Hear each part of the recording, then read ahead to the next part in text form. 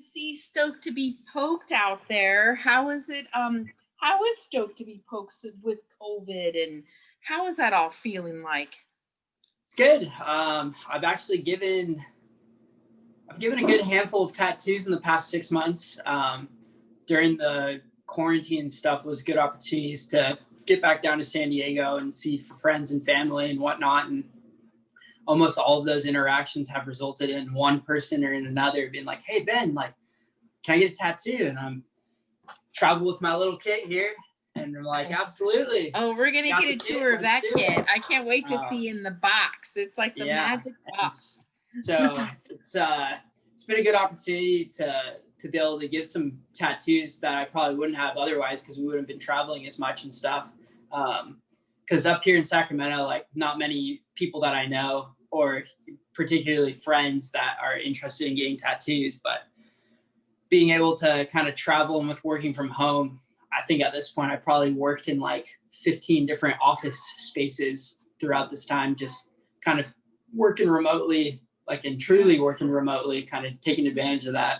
Um, and again, that's allowed me to be with friends and stuff that are more in tune with like, oh, I've been waiting to get a tattoo from you. And like, all right, let's make it happen. That's great. And Uh, that's probably that goes along with the simplicity of the nature of your art, which is so amazing. You don't have to have an outlet. You don't right. need a mobile machine outlet. You don't need Yeah. a USB port. You don't need it. You do need a steady hand though. Oh yes, there's been a couple instances also. We ended up finding other times to do the tattoos, but there was a couple times where people are like asking me for the hey, you think you can still do it tonight? And like, we had a whole day at the beach or something, and it's like 10 p.m. and I'm like, yeah, I could, but I could probably do a better job if we do it the next time I see you. And luckily, I was able to see those people in another sitting, whereas kind of the timing was more right. I'm like, all right, I'm prepared. Let's make it happen. Good, good. Man, you still have you have an awesome attitude. I don't think that craft with you is going anywhere. So along this way, who has been your biggest influence in this tattoo industry that just keeps your passion alive? Yeah, the so actually in more recent times, there's been a couple people um, my age or a little bit older that have started like doing professional tattoos. They got apprenticeships at shops and whatnot, and it's people that I knew growing up in San Diego, and so that's pretty cool to see like people that I've actually like know kind of making a name for themselves doing tattoos and stuff. So that's always keeping me excited to keep doing what I'm doing. But I've also started to get more into. Previously, I was kind of idolizing a lot of like regular tattoo artists. But more recently, I've started diving more into like kind of trying to find people to look up to within the stick and poke industry. And I can't name someone in specific, but I've seen so much stick and poke content like more recently, and just seeing the capabilities and like how good people's craft is within stick and poke tattoos, like is a huge motivational factor for me moving forward. Because I'm like, damn, I can really turn it up a notch and make these tattoos a little bit more polished than I've done in the past. Sure. Which is, but the one tattoo artist, I know I've mentioned him the last time we spoke, but Adam Vunar, he's based in Los Angeles, I think, and he does a lot of cool like abstract. Pretty much, I don't think he does any color tattoos. It's all black and white, which is kind of a style that I've always thought was probably what I wanted to keep the same style on myself. And then it just so far with stick and poke tattoos, I've only used color on one tattoo. So primarily been sticking to the black and white canvas. But he does a pretty cool thing. Something I've always been a fan of was flash tattoos. And, that kind of goes hand in hand with the nature of the stick and poke tattoos that I've been giving. They're typically pretty small little flash sheet style tattoos. And I was always a big fan of the Friday the 13th tattoos. Some of my first tattoos that I got done on myself were on Friday the 13th. Just go into the shop, got like 100 options, pick one out, and they're like, all right, flat fee of like $50, get the tattoo done in like 20 minutes. And you're like, there you have it. So I started proposing that I was going to kind of fill out my left lower leg with like these Friday the 13th tattoos, kind of just like, more so the experience behind the tattoo than what the actual like meaning of the tattoo is. Like, hey, the meaning of the tattoo is I got to go in on Friday the 13th spontaneously and pick out a tattoo that I hadn't seen the design prior to going into the shop. But this guy, Adam Vunar, he has a little replica slot machine. And, it was probably about a year ago. I had been following him for a couple of years. And like about a year ago, he had this magnificent idea where he took the little mini slot machine rolls. He put his own art on the rolls instead of like the classic like cherries and 8 balls, whatever you'd see on a casino slot machine. So he put his own designs in, and basically like just when he thought Friday the 13th spontaneity couldn't get any bigger, people go in, run the slot machine, design like 3 different designs will come up, and then he makes an infused tattoo for the client with all 3 of those concepts to one piece. So I thought that's probably one of the most like fascinating things I've seen within the tattoo industry. Just a very good example of like how creative people can be, because this artist has obviously he drew up these designs himself, so that's creative in itself. But then the fact that he's putting together 3 designs at random, whatever the slot machine spits out, and he's able to make these magnificent pieces still, like it's pretty impressive. And just the nature of that tattoo experience is just like, that's what I eat up. Like I love experiencing that kind of spontaneity, and also just living vicariously through seeing his stuff on social media, and like realizing that there's people out there that are kind of maybe stepping out of their comfort zone a little bit to go get a flash tattoo that's actually 3 flash tattoos meshed together. That's amazing. That's pretty creative. I think at that point I would probably come up with a tattoo signature and just be like, if you're going to randomly come in and you're going to do something, can I stamp it? So that way you won't forget the guy when you're like 10 years later, right? You'll be like, oh yeah. Sure. So I think tattoo artists might need a tattoo sig, Yeah, some sort of like trademark for each tattoo that like is like like a symbolic representation. Like a ranch stamp, how they have it. Exactly. Yeah. Yeah, I think so they find a way to kind of infuse it into every tattoo that they give. That would be pretty neat. That's pretty neat. Did you happen to see there's a Mr. Cartoon? He converted a big old 1950s like milk truck into this mobile tattoo, like amazing museum style of work. All of his artwork is on the outside of this truck, and inside, I haven't even been able to see the inside yet. You got to click into the click, and I'm not in that club to get that click into the click. Yeah. So he is just an amazing artist. I'd love to see the inside of his truck, but yes, he's just doing these odd little different things that people are going to really take on to. I think that cool mobile trailer tattoo studio might be a way to go too, especially with what's to come. So yeah, fear not. No doubt. Somebody's going to want you.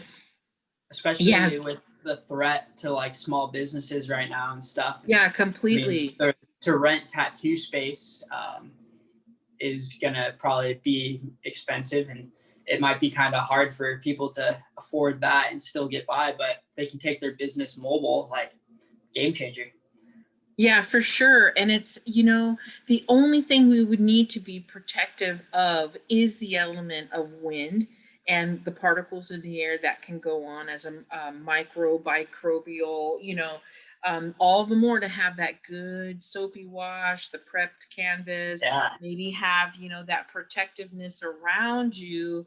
But yeah, you can have a very, I think that's why those little mobile trailers, or even if you pop up a tent and you do something else, but anything that's going to protect that air when you're doing your work, probably confines of a home, is other, because I'm just thinking so much all the time when you're healing after such awesome work and how to preserve it. I'm always thinking of the wind and the elements outside and your healing of after your tattoo work.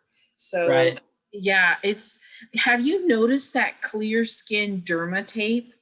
I know this is just kind of off the cuff, but there's a new healing skin tape that you put on. I think it comes in like a sheet. It Uh-huh. depends on how long the artwork. Have you seen those? And they're I have not. becoming, I got to get But some tape and see it, but more artists are starting to use them. They're basically adhesive strips. You put it on after you get your work. It stays on for 24 hours. The person, tears it off. I don't know how it kind of heals, but then right. you either put another derma strip on or I don't know if it's goopy. I don't know. I don't know, Yeah. but I'd have to that's check just that out. I know, like, just from personal experience, like, I have very hairy legs and arms and stuff. And um, the last time I got a professional tattoo, like, they taped it up, and within like 20 minutes, it was actually when I was in England.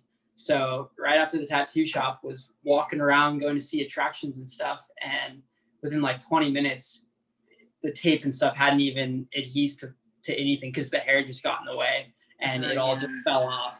Uh, but yeah, if there's something that's like a little bit more adhesive, but also not too invasive on your skin or like hair and stuff when you come to pull it off, like that could be a Yeah. very good product to have on hand. Yeah, it's becoming a game changer, I think. It is. I'm going to try to play with it and see, but I haven't heard any reviews yet on it. But nevertheless, I think simple is best, but I'm not a Yeah, poet.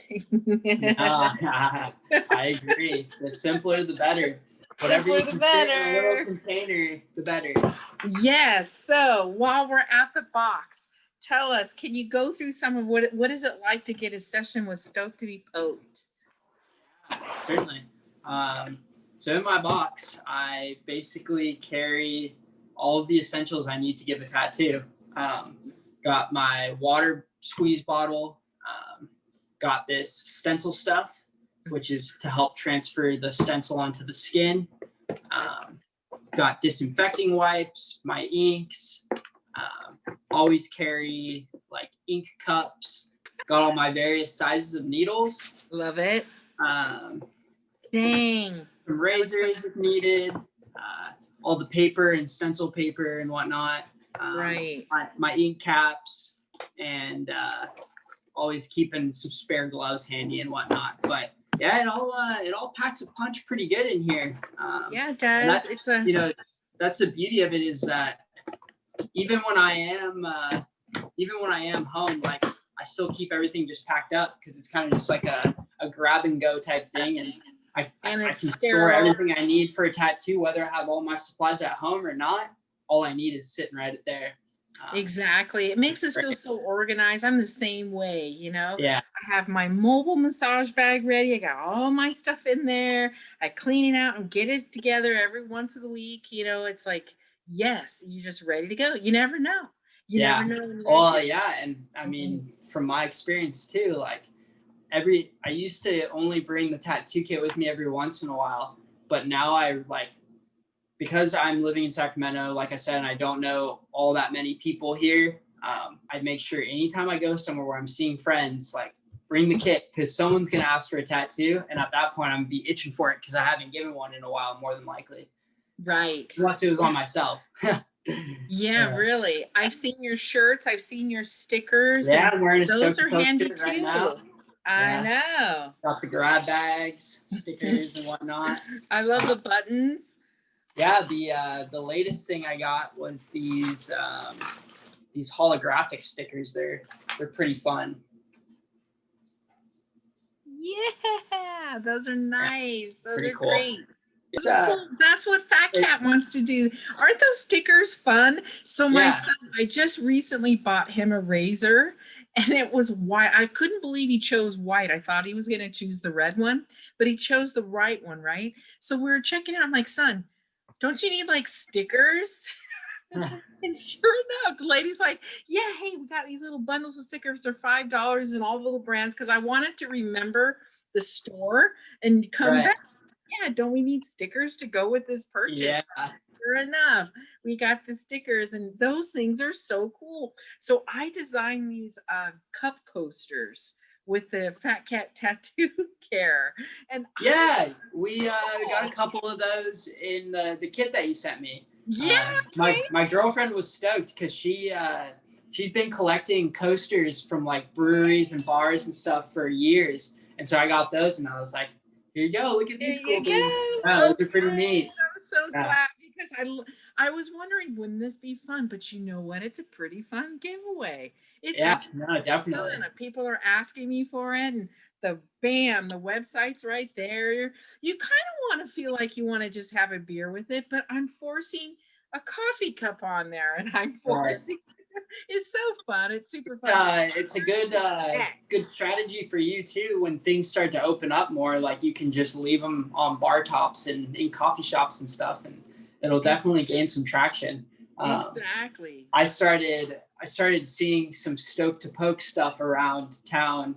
I had a pretty cool interaction in San Diego back in March. We were at a music festival, and we went on like a little after party on the Hornblower down the in by the Midway, and we went out to see, had a little after party and stuff. Come back, and everyone's offboarding on the boat, and I'm walking up the ramp back to the street, and there's this guy standing up there, and I thought I saw one of my pins on his hat. And so I like kind of like run up and look from an angle, and I sure enough, and I was like, "Hey man, like what's going on? Like where'd you get that pin from?" And he's like, "Oh, I think I got it from Dirty Bird Campout." And that was another festival we had been at back in like October, so like 5 months prior.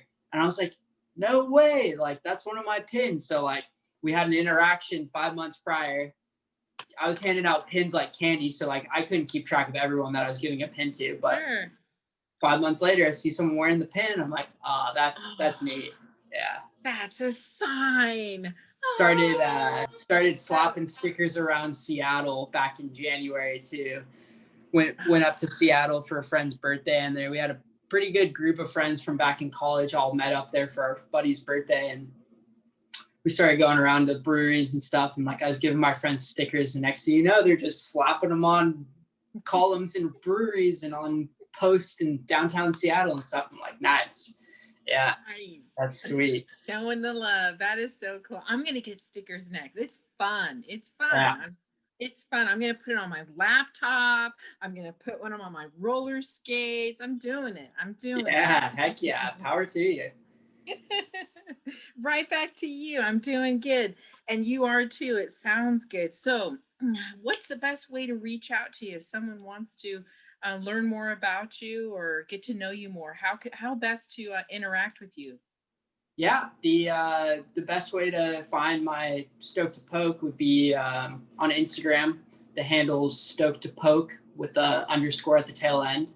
I also have an email account, stoked-to-poke@gmail.com. That's another good way to reach me. I'm on my emails all day at work and stuff, so kind of my personal emails end up infusing in with everything day to day. And through the Instagram page, you can find my personal page. Always happy to talk and meet with other people on my personal page. But you'll know that I'm the one behind the scenes messaging on the Stoked to Poke Instagram page as well. Oh, cool. I'm so glad. Well, I'm really appreciative of always getting a chance to interact with you. You're always enjoyable, easy to interview and talk with. It's super fun. We'll keep our eyes on you. Definitely looking forward to keeping in touch with you, and hopefully we're going to San Diego in a couple weeks, so I probably will have at least one or two tattoos completed and can finally use those products you sent us. So pretty Oh, excited for that. fun. Okay, good. Just for the test run that we did with the samples you had passed along to me through my grandmother back in February. Yeah. They were fantastic. My girlfriend Oh, and I good. had both gotten tattoos that I did, and Yeah. we used the post care bombs, and it was phenomenal. I hadn't had a Great. tattoo.